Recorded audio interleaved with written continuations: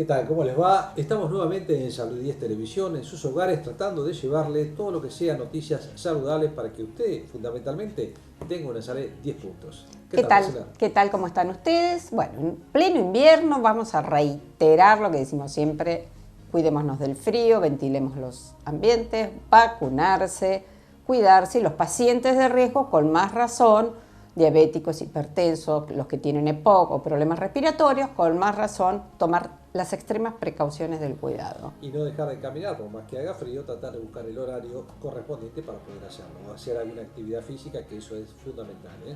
Bien. Marcela, vamos al programa. Bien, Tenemos varias notas hoy que hicimos, una que le hicimos al doctor Ramón Noceda sobre la calidad del agua potable, ¿eh? ¿Se puede consumir agua potable? ¿Qué hay sobre los mitos con la tiroides, con el calcio, con el sodio? El doctor lo explica en una forma totalmente clara de realmente podemos tomar agua potable de la canilla, ¿eh? Seguramente. También el doctor le hizo una nota al doctor Ignacio Arzat sobre las lesiones de pie y tobillo. Exactamente, fundamentalmente muchas de ellas deportivas, ¿no? Sí, que el mal uso del deporte, sí, o gente no preparada para jugar un partido de algo el fin de semana. O cuando nos acercamos a ciertas edades que queremos hacer lo que hacemos a los 30 y que es imposible, ¿no? Y él habla de las lesiones más características, por ejemplo, la rotura del tendón de Aquiles, ¿no? Bien. Y yo respondí algunas de las preguntas que me hicieron sobre en el área bromatológica, los cuidados, las tablas de carne, las de madera, los utensilios de madera, cómo sanitizar las verduras y demás, así que respondí unas 7 o 8 preguntas. A prestar atención, a prestar atención ustedes que cocinan, tanto hombres como mujeres, porque realmente hoy los hombres también se dedican mucho a la Cometemos a veces errores, a veces horrores, pero a veces errores en lo cotidiano, y ha cambiado mucho lo que nos implica respetar el código alimentario, que es el que nos da las pautas. Sí. Hay gente que me ha pedido si podés hablar algún día sobre la comida en el microondas. Perfecto. Lo vamos a dejar Lo vamos a tener en cuenta. Bueno, vamos a las presentaciones.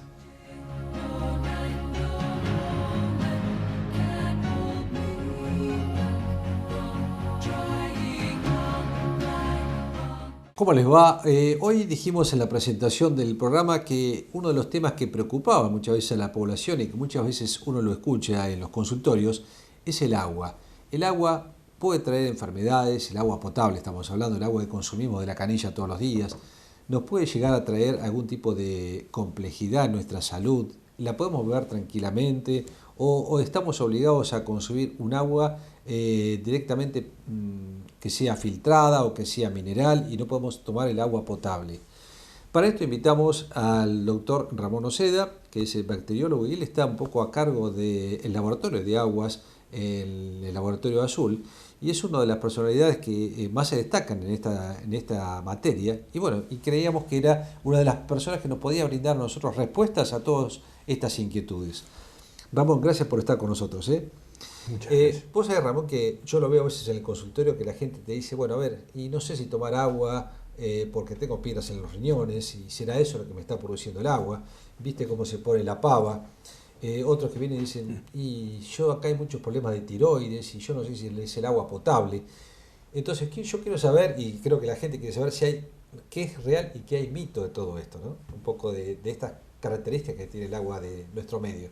Sí, por suerte Azul tiene el privilegio de tener un agua de las mejores de la provincia de Buenos Aires. Es un agua bastante equilibrada, es un agua sabrosa, posiblemente por eso también deja un poco de sarro, porque la presencia de sales son las que le dan el sabor al agua.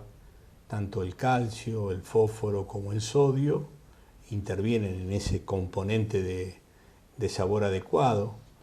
El agua de Azul, por suerte, es muy controlada, es muy equilibrada, tiene controles no solamente de la propia cooperativa eléctrica, sino también tiene controles externos, y tiene dentro de los controles externos, controles de la provincia de Buenos Aires y de la Nación.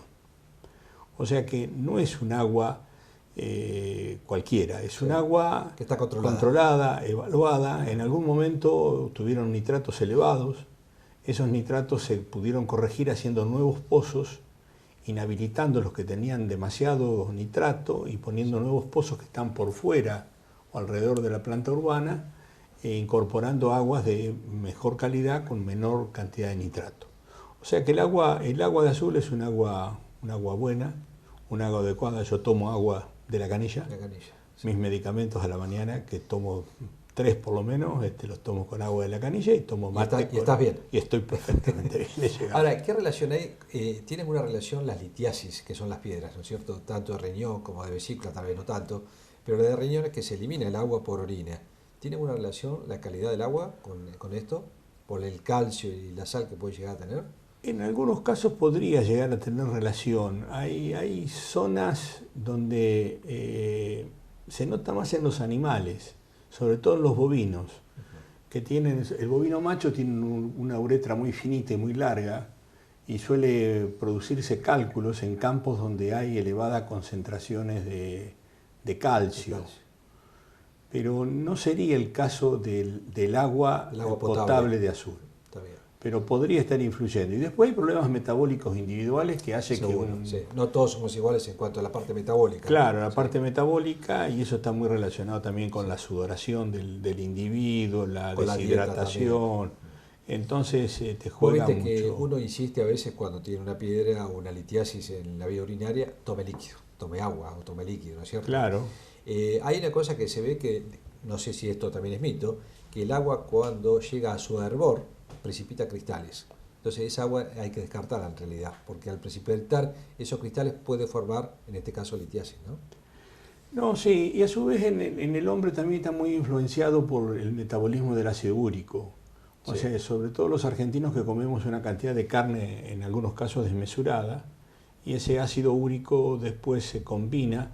Los cristales de ácido úrico son interesantes mirarlos al microscopio porque son bellos. Son bellos y aparte parecen cuchillos entrecruzados y realmente el daño que cuando se llama drusa úrica del ácido úrico, realmente nadie puede haber armado un elemento de tortura tan grande como es esa drusa. Realmente, uno lo ve en el microscopio. Que es lo que va arrastrando y va produciendo el dolor en el uréter, ¿no? Ramón, ¿qué diferencias hay entre el agua potable y el agua mineral o el agua mineralizada? El agua potable es el agua tal cual sale del pozo con algún tratamiento en lo que refiere a la potabilidad por no tener bacterias. O sea, esa agua se indica tratarla con... Estéril, digamos, no es agua con ningún tipo de contaminación. Claro, y si tuviera un tipo de contaminación, esa contaminación la sacan a través del agregado de cloro.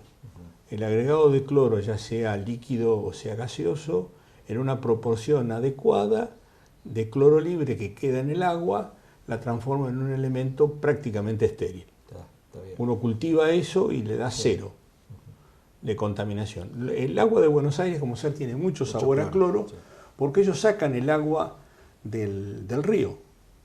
Entonces, por eso también el agua es más liviana que el agua esta que se saca de la profundidad. Y acá cerca nuestro, en General Alvear, como tienen aguas muy duras, ellos tratan de sacar el agua de la profundidad y la mezclan con agua del arroyo. Pero a su vez tienen que hacer, es una planta bastante compleja, donde tienen que hacer un tratamiento también previo de precipitación con distintos elementos químicos para que precipite toda la sedimentación que trae el agua, y lo que sobrenada posteriormente, que es el agua clara, transparente, es tratada con para ser potable. Para que sea potable, la trata con cloro. Y el agua mineral, también tiene todos los minerales que uno requiere en realidad. ¿Tiene mucha diferencia con el agua potable desde el punto de vista de calidad? Algunas aguas sí, otras aguas te diría que es prácticamente muy parecida. La mineral, no la mineralizada, que es otra cosa. Muy ¿no? parecida a la que tenemos nosotros. El agua mineral famosa, nuestra agua mineral famosa de Mendoza, es un agua bastante equilibrada, bastante buena, pero cuando uno la compara con aguas francesas o aguas italianas, que son los especialistas en eso, son aguas realmente excepcionales. Está bien. O sea que podemos tomar el agua potable casi con tranquilidad en todo este tipo de cosas, Sí, después están otra serie de problemas, como ser aquellos pacientes que tienen problemas con el sodio que puede aportar el agua potable. Entonces le hacen tomar agua con baja cantidad de sodio. Eso yo creo que para esos pacientes cardíacos es indicado Igual el el nivel de agua. sodio que tiene es muy bajo en realidad, ¿no? El agua potable. El agua potable es relativamente, sí. Sí, Ah. pero tiene sodio, Se como puede, entonces hay que para cuidarse también un poco. alguien que tome mucha cantidad de agua Sí. y tiene un problema cardíaco, lo puede ver reflejado después en el electrocardiograma. Está bien. Sí. Bueno, y un poco ahora el tema de tiroides. ¿Hay alguna relación realmente con las enfermedades tiroideas que vemos en el medio con el agua que pueda llegar a tener más yodo o algo por el estilo?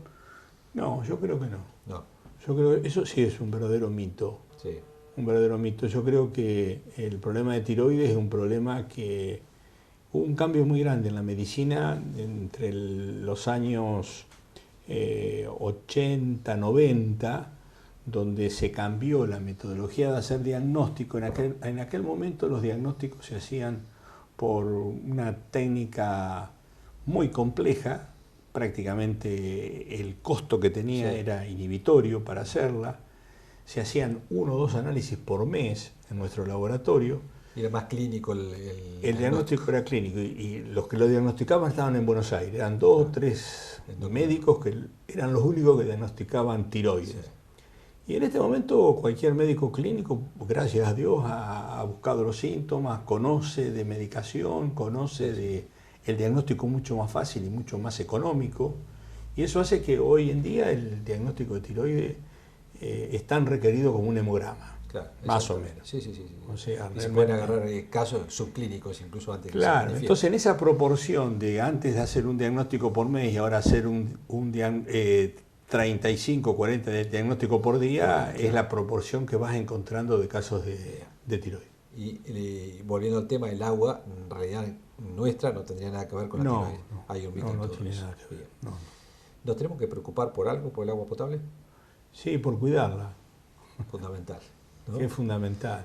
No abusar, ¿no es cierto? No abusar en su mal uso. En su mal uso, sí. Esas su duchas mal prolongadas y esas baldeadas y esas lavadas de autos prolongadas. Prolongadas, sí. Eh, Eso hace- y a su vez a nivel rural. O Claro. sea, no seguir haciendo pozos de agua y no tapándolos como hacen los que producen papa. Ajá. No contaminarlos a los pozos por no cerrarlo adecuadamente, sellarlo o encamisarlos adecuadamente. Claro. El agua es un bien común, es un bien compartido con la comunidad y uno no es el dueño del agua por más que sea el dueño de la tierra del campo. El dueño del agua El es, pueblo, la población. es el Estado, Ah. ya sea el Estado provincial o el Estado nacional. El Estado provincial a través de un organismo que tiene, que se llama Organismo Argentino del Agua, y el de la provincia también, con Sí. un nombre similar. Uno puede hacer denuncias, ellos pueden venir cuando uno está contaminando el agua y le pueden hacer una infracción y lo pueden, o sea, el agua es un bien común, totalmente. esa sería la Fíjate que justa palabra, no hace mucho hubo un corte de agua de 12 horas y uno ahí valora lo que es la falta de agua. lo que es la falta de agua. Sí, sí. Y en 12 horas, imagínate que hay países donde el agua es a cuentagotas por mes incluso, ¿no? Que Sí, sí, es muy requerida. es muy valioso. y muy Bueno, valiosa. Ramón, muy válido todas tus cosas de todo esto y de cómo poder sacar estos mitos que la gente, esas creencias. Tomen agua tranquilo, no hay ningún problema. Acaso lo está diciendo un experto en agua y creo que no tenemos mucho más para agregar, ¿no, Ramón? ¿Cómo no? Te- Lo que habría que agregar es que, por favor, que cuiden el Que agua. cuide el agua, Que exacto. cuiden el Sí, agua. sí, eso. Es un bien común. El ambiente en general y fundamentalmente el agua, que es uno de los principales factores. Seguro. Ramón, te agradecemos mucho por estar con nosotros. No, por favor, muchas gracias. Continuamos con Salud 10.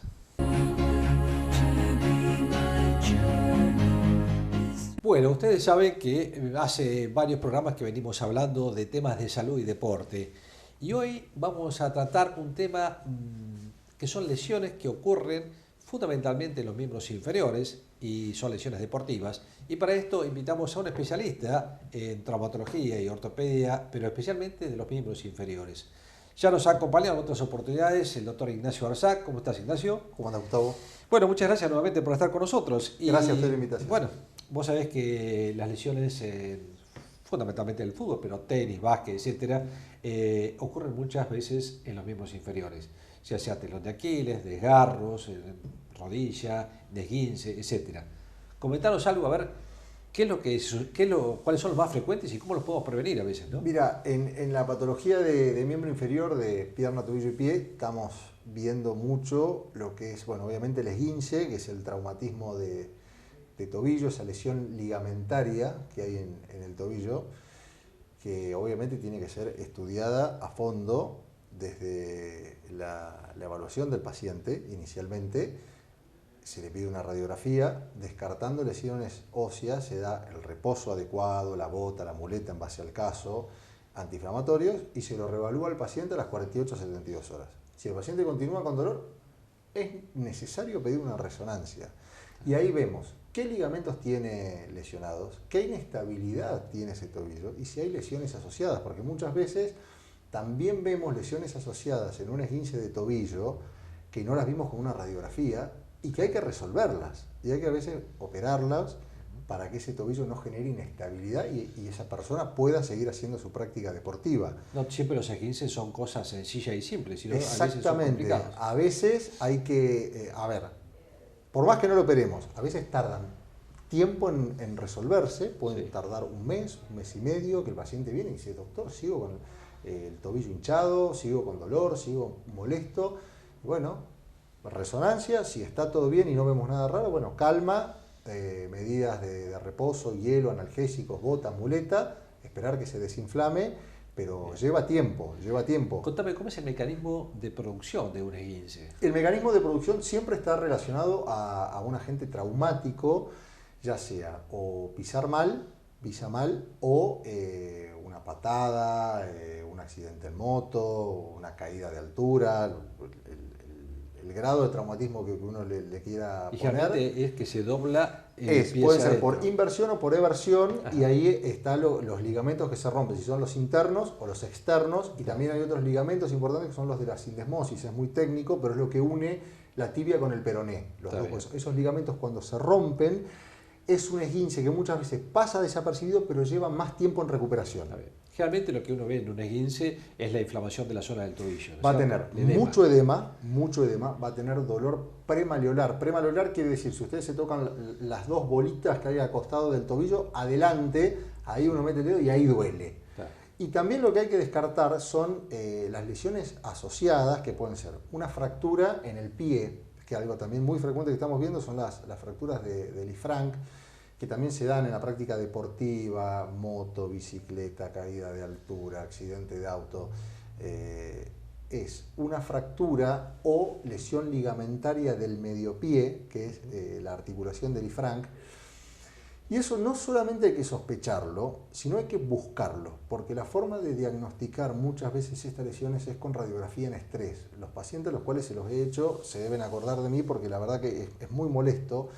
Se hacen unas radiografías reproduciendo el mecanismo traumático hecho por el médico. Yo le doblo el pie reproduciendo el mecanismo traumático y si se abren unas articulaciones ahí, eso hay que resolverlo. Pero eso duele. Pero eso hay que sospecharlo y yo lo tengo que ir a buscar. Y si lo encuentro, lo resuelvo. Pues si no pasa desapercibido. Si no pasa desapercibido y te dice, no, bueno, es un esguince. Y pasa como un esguince y era una lesión que había que resolverla de forma quirúrgica, porque si no te genera una inestabilidad en el pie que te genera artrosis a futuro.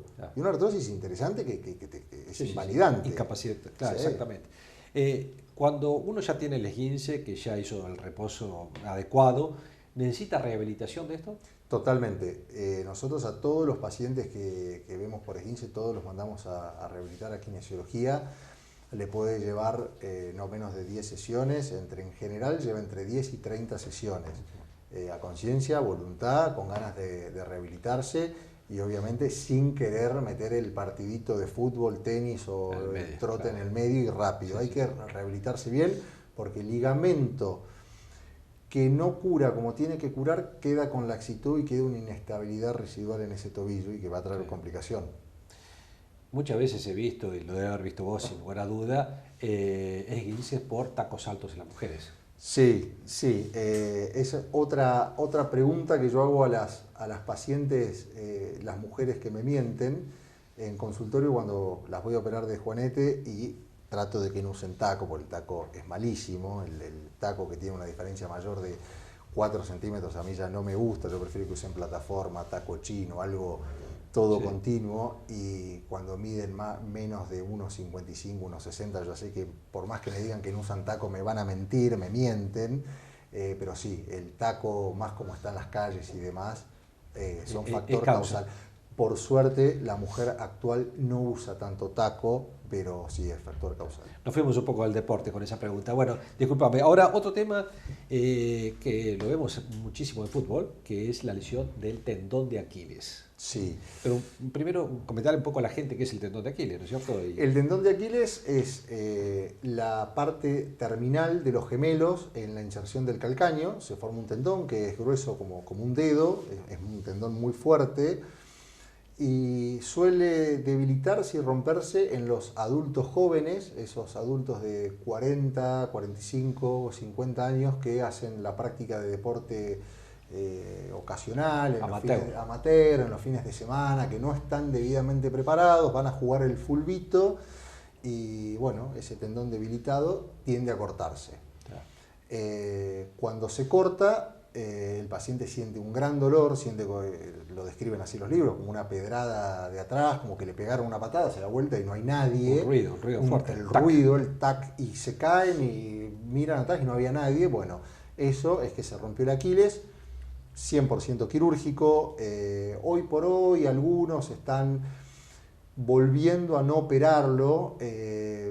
Nosotros sostenemos que, cuando digo nosotros, somos los del equipo de pierna, tobillo y pie de Argentina, que con las cirugías percutáneas que se hacen hoy, que yo hoy por hoy al Aquiles lo opero por un abordaje de 1 centímetro, entre eso, que te garantizás unir los cabos del tendón, reforzarlos con sutura, y no operarlo, yo prefiero operarlo porque... Y aparte la recuperación. La recuperación es más rápida y vos no operándolo, la literatura dice que tenés un 30% de riesgo de re-rotura, claro, versus operándolo, que es casi nulo. Claro. Y el riesgo de complicaciones de una cirugía percutánea es muy baja, es muy baja. Nosotros prácticamente no hemos tenido complicaciones en lesiones de Aquiles operados con técnica mínimamente invasiva, que la hacemos acá, se hace en el sanatorio. Es más, el que la sabe hacer la puede hacer en cualquier lado, ¿no? Claro. No es algo complejo, ni más caro, ni más costoso, ni para la institución, ni para el paciente, ni para la obra social. Es una técnica modificada y que anda muy bien. Y la vuelta a la actividad es mucho más rápida también. Totalmente, la vuelta Ignacio, a la actividad es mucho más rápida. El paciente que se le puede llegar a romper un tendón de Aquiles, ¿puede tener algún síntoma previo? ¿Puede sospechar que tiene una debilidad en ese tendón? Mira, yo por suerte nunca tuve un paciente con alguna debilidad de tendón que después se terminó rompiendo. Ahora sí, me acuerdo uno, pero ya estaba roto y estábamos haciendo un tratamiento incruento y después se terminó rompiendo en un viaje que hizo a Buenos Aires ahora hace poco.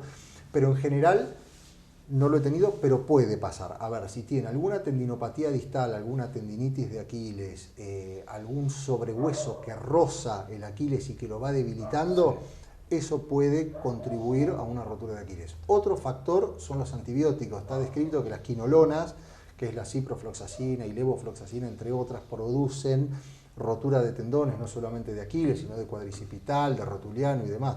Yo tomé hace poco quinolonas y al cuarto día no me podía mover de las tendinopatías que tenía, y sí, produce, afecta, y está descrito. Sí. Yo en todos los Aquiles que he operado en mi vida siempre le pregunto, ¿tomó antibiótico, tomó quinolonas, qué sé yo? Muy pocos me han dicho que sí. En general está descrito que es el adulto joven que hace práctica de deporte esporádica. Exactamente.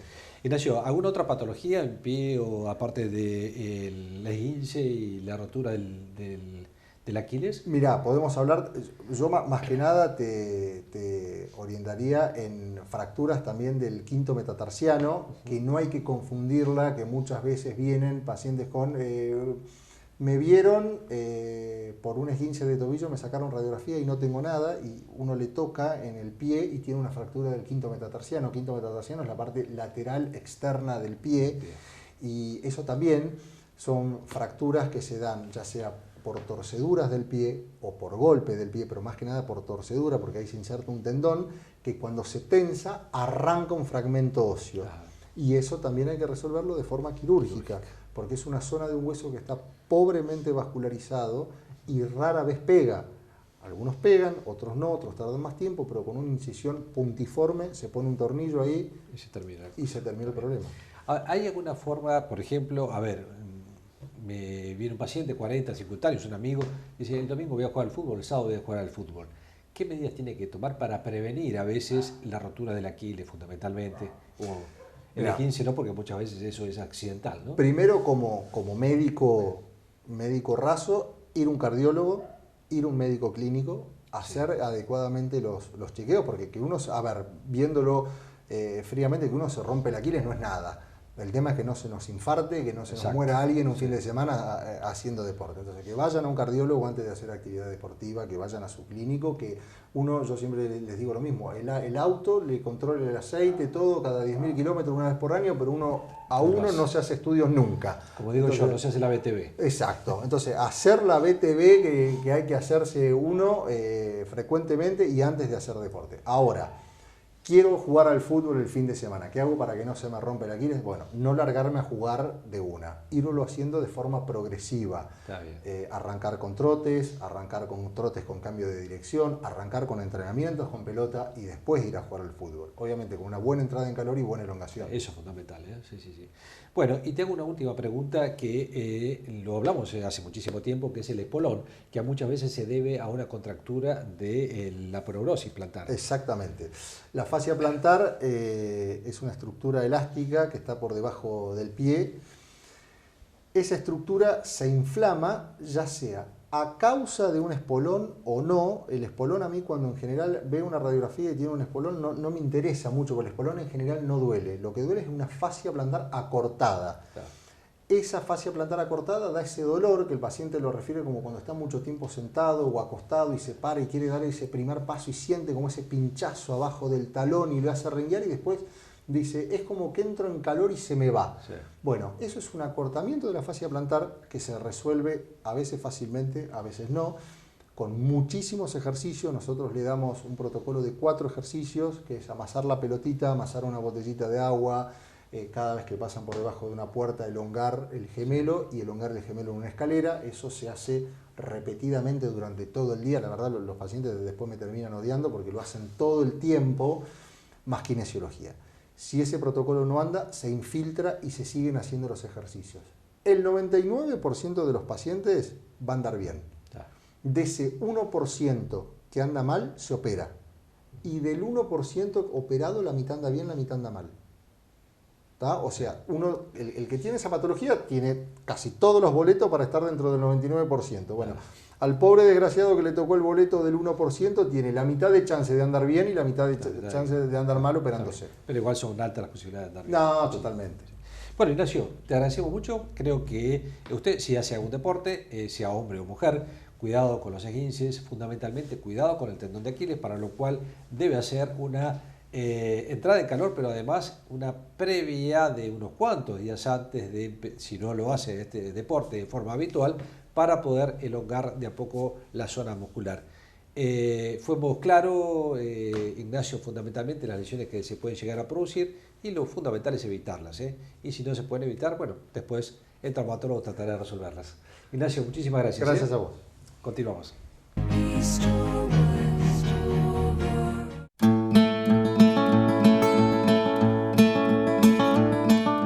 Bien, tema de hoy, vamos a responder algunas de las preguntas desde lo bromatológico. Me anoté estas preguntas que por ahí me hacen.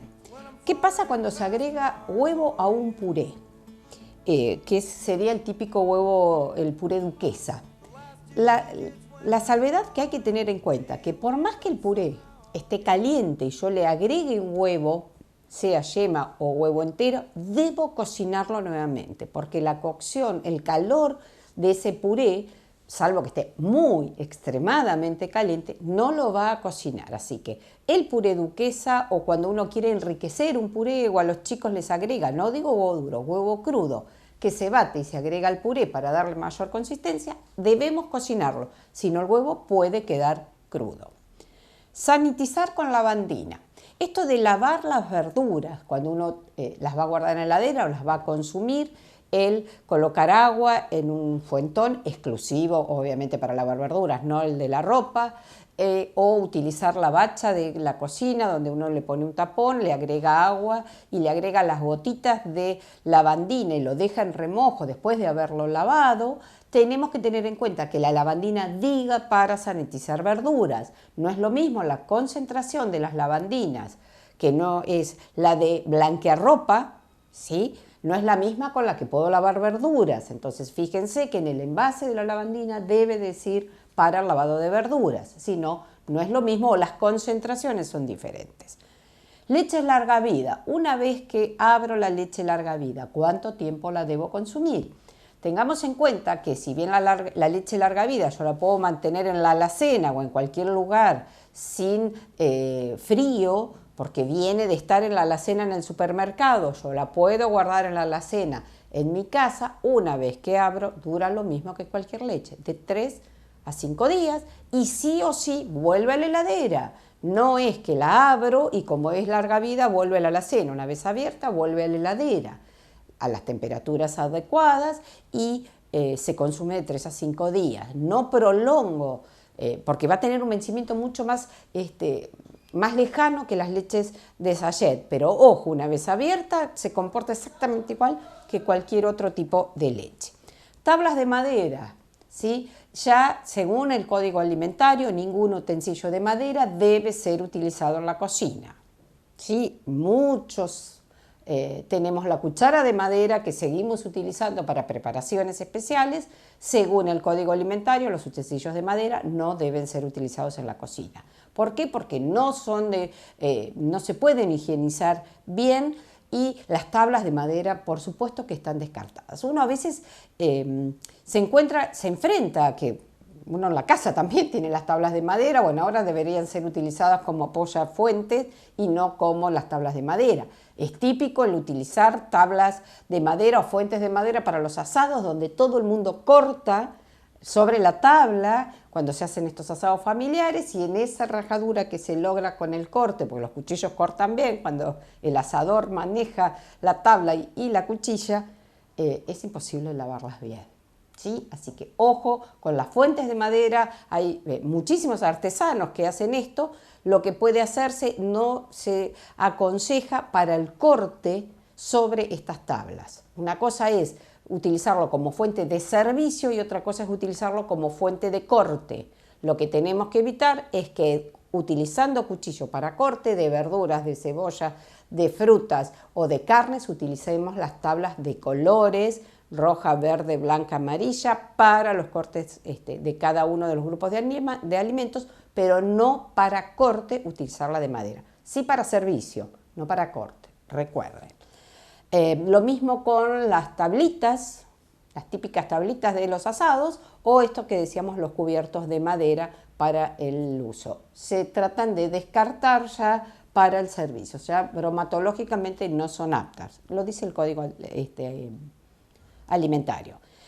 Las tapas, los potes que vienen con las tapas de aluminio, ¿sí? Si la tapa de aluminio es la única cobertura, como vienen algunas cremas, hay que tratar de eliminar, o utilizar la totalidad o lo que está en ese envase, retirarlo y pasarlo a un envase que tenga tapa. Si el envase, generalmente los quesos o algunas cremas vienen con la doble tapa, la tapa de aluminio se retira. ¿Por qué? Porque es lo que va a terminar estando en una, tiene restos de alimentos que no se utilizan, entonces eso se tapa, se destapa, se tapa, se destapa, y a eso puede ser una manera de contaminación del alimento. Entonces, si tiene la tapa de su pote, la retiro y ya está. Esto viene para un doble cierre, digamos, pero una vez abierto, la tapa se elimina. En el caso de que la tapa sea la única, la de aluminio, o utilizo, por eso a veces viene bien guardar tapas que estén bien lavadas, que no tengan cortes ni demás, para cerrar o pasarlo a un envase de vidrio o pasarlo a un envase de plástico. Estas preguntas que por ahí parecen muy tontas, pero de pronto tenemos dudas de cómo utilizarlas. Saben que en el programa tenemos una forma de comunicarnos, que pueden hacerlo por Facebook, a cualquiera de los Facebook nuestros, o las preguntas cuando subimos los programas, que de pronto pueden solucionar estas dudas que tenemos para tratar de que nuestra cocina, no la de los restaurantes, nuestras cocinas, no cometamos errores.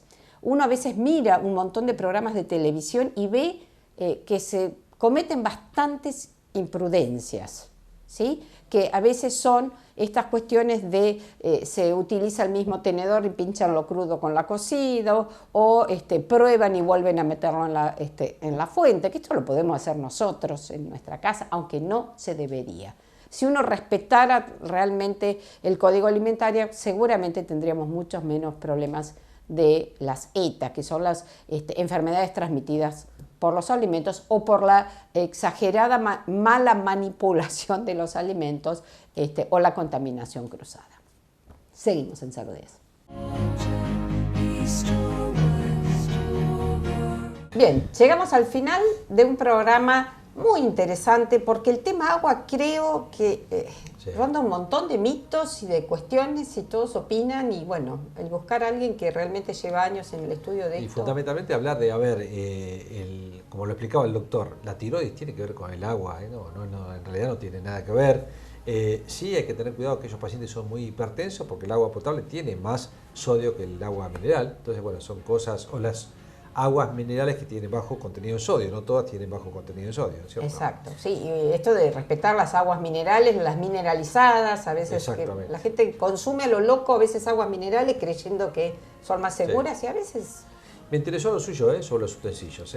Muy Veo claro, ¿no? Cómo sanitizar las verduras, el uso de la lavandina, que diga que es la lavandina apta para el lavado de verduras, y las tablas de madera, esto que nos enfrentamos a que en todos los asados tenemos estas tablas. Sí para servir las tablas de madera, no para cortar. Para cortar, exactamente. Porque el corte que realizan los cuchillos después es imposible. Y las tapas de los potes, si se retira o no la de aluminio, esto que hay que retirarlo. O sea, estas preguntas que de pronto vamos a empezar a hacer el listado y a contestar porque lo cometemos a diario. Son cosas de todos los días. días. Que nos suceden a todos, no necesitamos estar frente a una cocina industrial. Bueno, si hacemos deporte a cualquier edad, tener las precauciones para evitar estos tipos de accidentes que habló el doctor Arzac, fundamentalmente la lesión del tendón de Aquiles o del quinto metatarsiano o los esguinces, que son bastante comunes en ustedes que usan tacos altos a veces. Exactamente. Pero bueno, los hombres hacen más deportes en forma esporádica, fin de semana, el partido de fútbol, cuando no están preparados o no. Mucha gente no hace ni el calentamiento previo ni el estiramiento después del deporte. Los errores que se cometen por salir a correr o a caminar de golpe y no estirar, no elongar, que es fundamental. Eso causa después grandes lesiones y en algunos casos con morbilidad posterior, sin ninguna duda. Bien. Bueno, llegamos al final, Marcela. Esperemos que en 7 días nos acompañen con otro programa de Salud 10. Nos vemos. Gracias por acompañarnos.